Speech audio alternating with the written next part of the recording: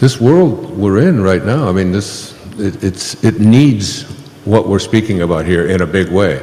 It needs an I am God in the sense of I am love as what we walk around with in our peace and in our quiet, because this is the first time in the history of this country that a child born today's life expectancy is less than its parents'.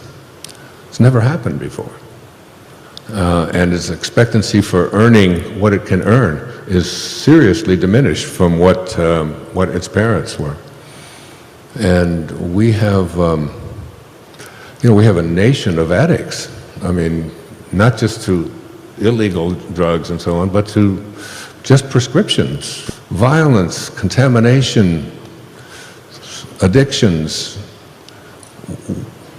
We get enough people thinking that I am God and I am love and projecting it. I mean, one of the things I got from watching what you did with Oprah is the awareness that when we reach elevated levels of consciousness that you're speaking about, when we are totally here, now, present, that we don't just affect ourselves, but we literally affect those around us, right? I mean, is that what you're teaching? I mean, yes. That was very impactful to me, that it's important for me to pay attention and to be astonished, because, not just because I'll feel better and I'll have a nice conversation like this, but because the next person that I encounter will be impacted by that, and the next, and enough of us, the number of people in here, the number of people watching. I mean, I think it's what we're called to do, Eckhart. I think that's why we have a voice. I really do. It's on the people you come into contact with, your state of consciousness or your state of unconsciousness also transmits itself. So one negative person can create a chain reaction of negativity in many others, and in the same way, a conscious person can dissolve streams of negativity. The buck stops here. If you're conscious and non-reactive, the stream stops. It dissolves in the presence that you are.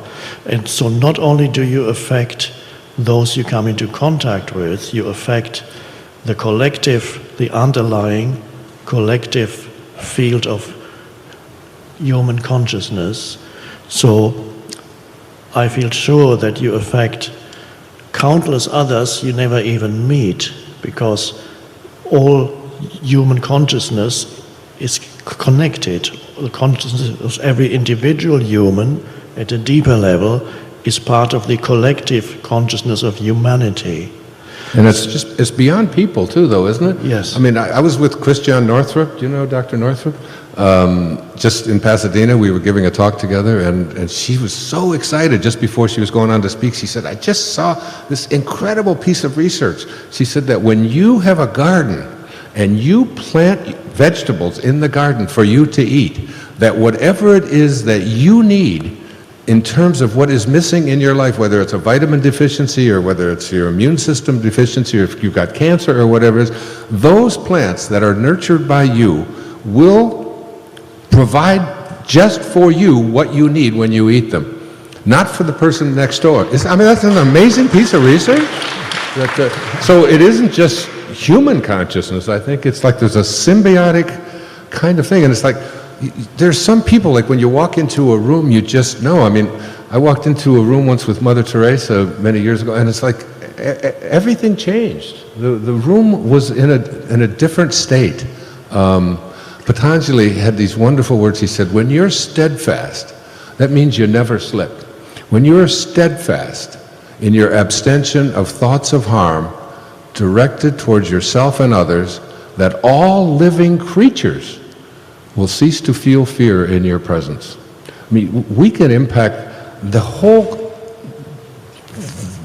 sphere, the whhole universe, I think, can be impacted if we just begin to recognize that we are God.